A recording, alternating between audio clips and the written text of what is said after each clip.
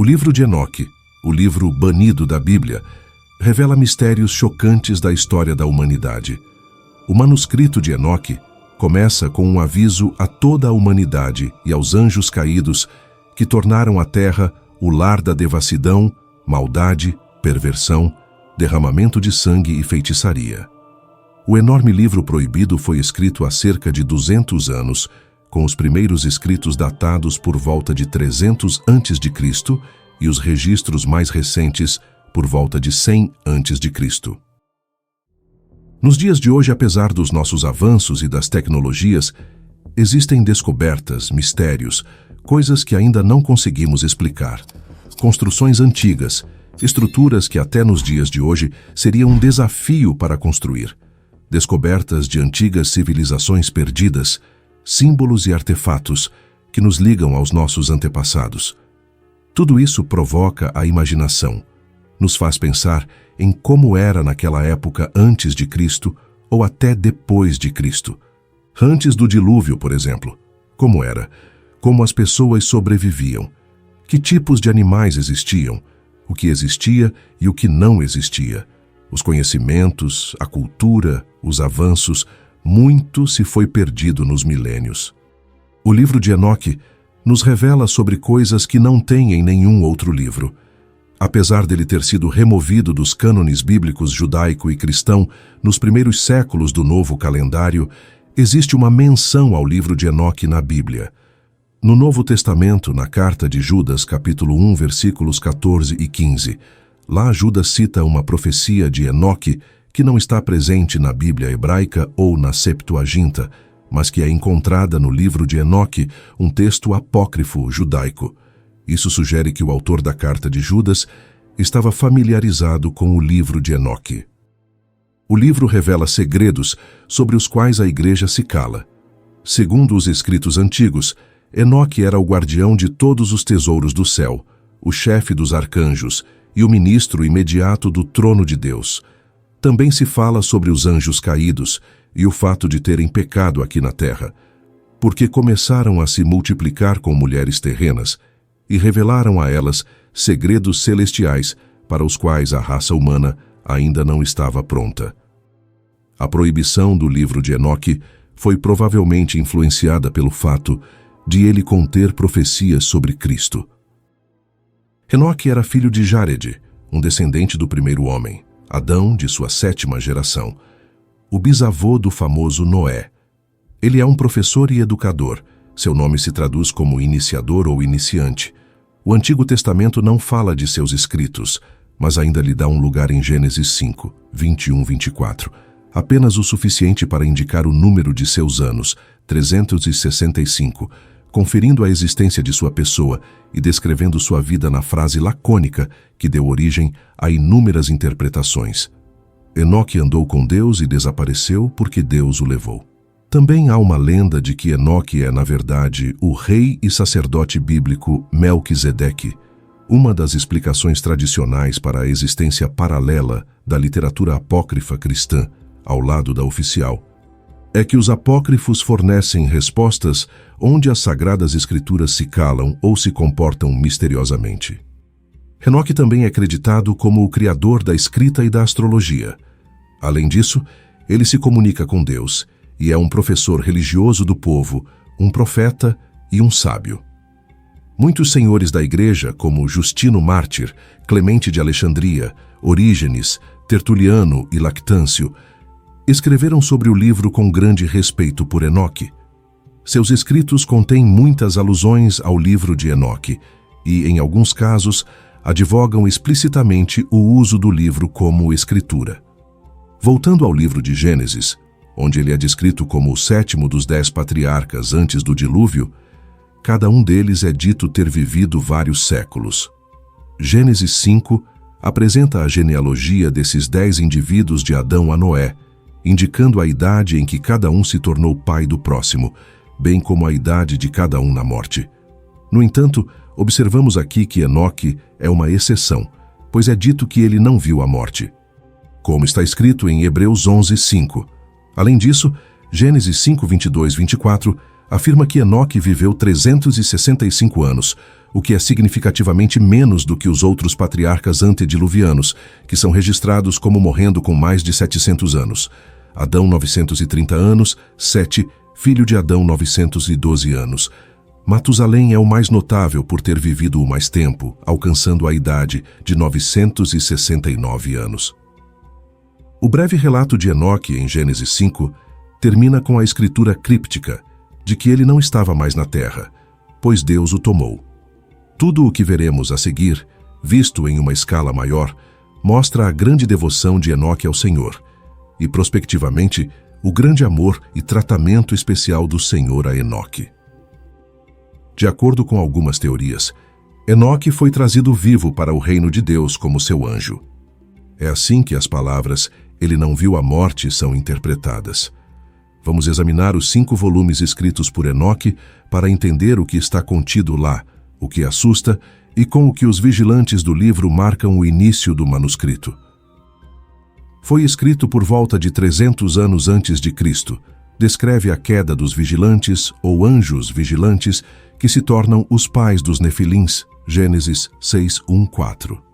Nesta escrita estão também os relatos das viagens de Enoque nos céus. O livro começa com uma introdução que diz que Enoque é um homem justo, cujos olhos foram abertos por Deus para que visse as visões enviadas a ele pelo Santo dos Santos no céu. Ele lhe mostrou os filhos de Deus e, a partir daí, ele ouve tudo e sabe o que vê. Mas o que ele viu não acontecerá a esta geração, mas a uma geração que ainda está por vir. O livro também nos fala sobre Deus vindo à terra no Monte Sinai com seus exércitos para pronunciar juízo sobre a humanidade, como todas as coisas são predestinadas por Deus e acontecem no seu próprio tempo. Os pecadores perecerão e os grandes e os bons continuarão a viver em luz, alegria e paz. A primeira parte do livro descreve a interação dos anjos caídos com a humanidade. Semias, um dos líderes dos anjos caídos, força os restantes 199 anjos a tomarem esposas humanas para gerarem filhos, e alguns dos chefes, que eram liderados por Azazel, disseram-lhe: "Temo que não concordem realmente em fazer essa ação, e eu sozinho terei que pagar o preço por um grande pecado." E todos lhe responderam e disseram: "Todos nós juraremos e nos obrigaremos pela lei do maldito a abandonar este plano, mas fazer esta ação." Então todos eles juraram e se ligaram por maldições mútuas. Eram 200 todos os que desceram nos dias de Jared até o topo do Monte Hermon, e o chamaram de Monte Hermon, porque tinham jurado e se obrigado por maldições mútuas sobre ele. Isso leva à criação dos Nefilins ou gigantes, como descrito no livro, e eles engravidaram e deram à luz a grandes gigantes, cuja altura era de 300 côvados, que destruíram todos os ganhos dos homens. Havia um verdadeiro inferno e caos na terra. Meus amigos, 300 côvados, como escrito no livro, é equivalente a 135 metros. Dá para imaginar? Isso, de certa forma, cabe como justificativa do caos que estava na terra naquele tempo. O livro de Enoque detalha o ensino de práticas decadentes aos humanos pelos anjos caídos. Notavelmente, Azazel ensinou os homens a fabricar espadas, facas, escudos e couraças, além de introduzi-los aos metais da terra e às técnicas para trabalhá-los. Os humanos aprenderam a fazer braceletes, ornamentos, e as mulheres, principalmente, aprenderam a utilizar antimônio para embelezar as pálpebras, bem como o uso de pedras preciosas e pigmentos variados. Esses ensinamentos levaram a muita maldade, com os humanos cometendo atos de fornicação, desviando-se e corrompendo-se em seus caminhos. Semiasa, que era um dos líderes dos anjos caídos, ensinou encantamentos e cortes de raízes. Baraquiel instruiu sobre encantamentos. Cocabiel revelou os segredos das constelações. Ezequiel, o conhecimento das nuvens. Araquiel, os sinais da terra. Chazaquiel, os sinais do sol. E Shamsiel, os movimentos da lua. Diante dessa corrupção, os arcanjos Miguel, Uriel, Rafael e Gabriel fizeram um apelo a Deus para julgar tanto os habitantes da terra quanto os anjos caídos. Deus envia Uriel para contar a Noé sobre o cataclismo iminente e o que ele deve fazer. Então o Altíssimo disse: Vá a Noé e diga-lhe em meu nome: esconda-se e revele a ele o fim que está por vir, que toda a terra será destruída e que um dilúvio virá sobre toda a terra e destruirá tudo o que está nela. E agora instrua-o para que possa ser salvo e que sua semente seja preservada para todas as gerações do mundo. Deus ordena a Rafael para prender Azazel e dá instruções a Gabriel sobre os nefilins e ordena a Miguel que amarre os anjos caídos. Os capítulos 37 a 71 do livro de Enoque são chamados de Livro dos Provérbios, e aqui o debate acadêmico se concentra na tese de que ele se baseia no livro dos vigilantes como um suplemento, no qual apresenta o desenvolvimento posterior da ideia do juízo final e da escatologia, lidando não apenas com o destino dos anjos caídos, mas também com dos reis ímpios da terra. O que é interessante sobre este livro é que a expressão Filho do Homem é usada para o herói escatológico, que também é chamado de justo, eleito e Messias, sentado no trono da glória no juízo final.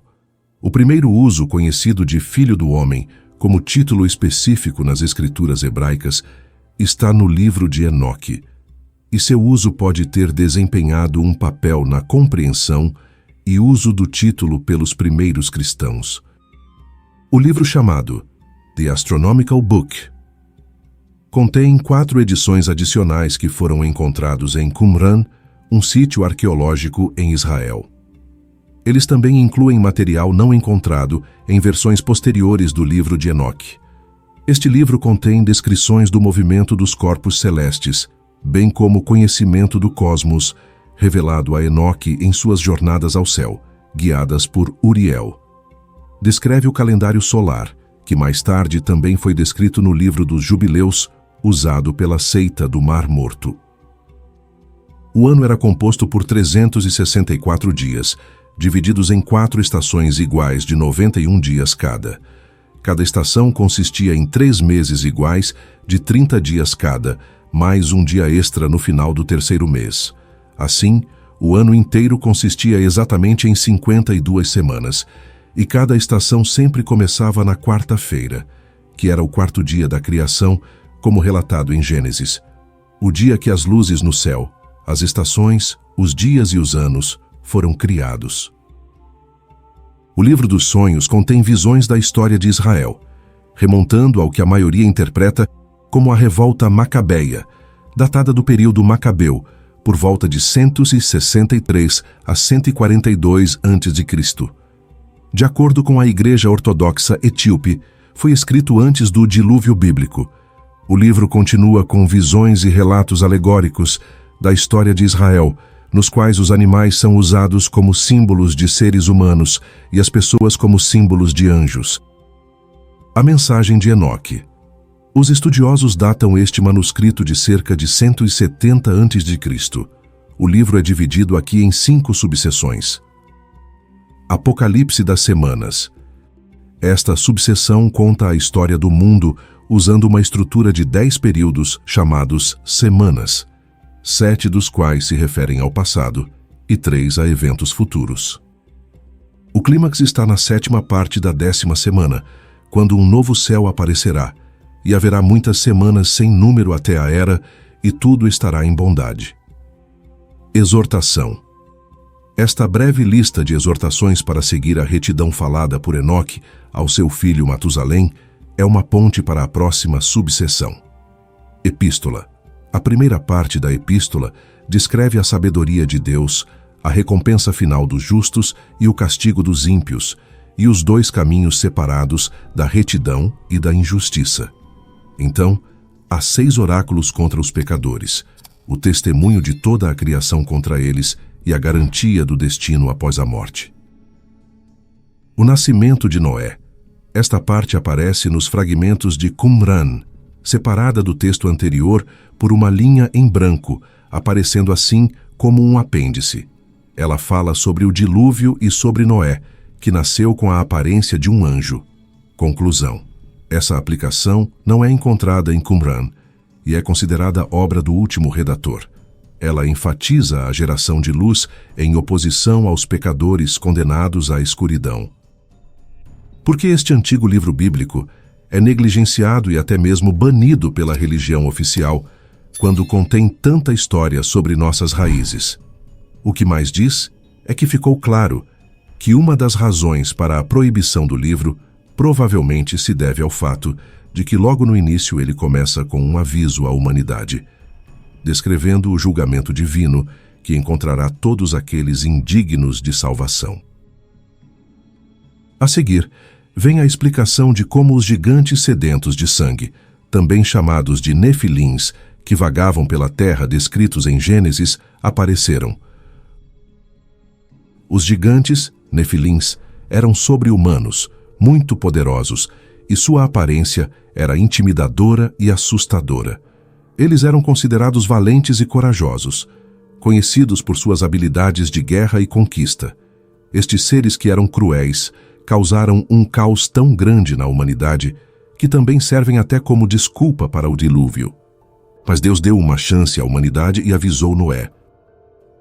Os relatos das viagens de Enoque pelos reinos do céu, que detalham os poderes do céu e a crueldade que aguarda as pessoas depravadas, também são provavelmente mal vistos.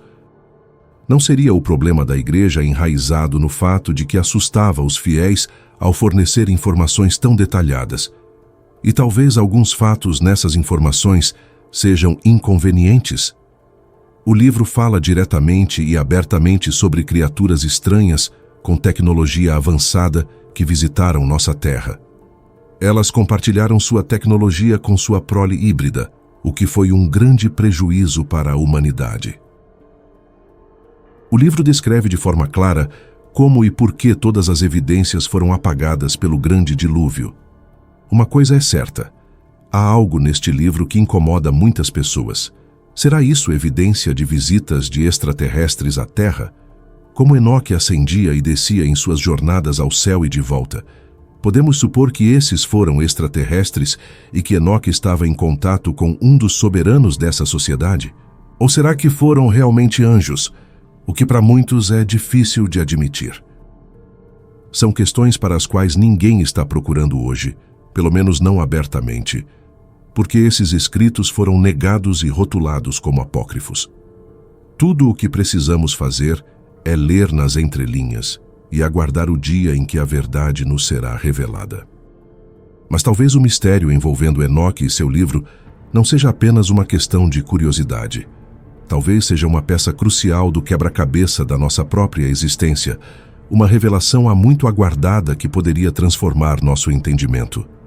Talvez seja a vontade de Deus que não tenhamos acesso a esses conhecimentos e que tenha algum motivo por trás disso. Assim como não era a vontade de Deus que Adão e Eva comessem do fruto do conhecimento do bem e do mal. Que seja feita a vontade de Deus.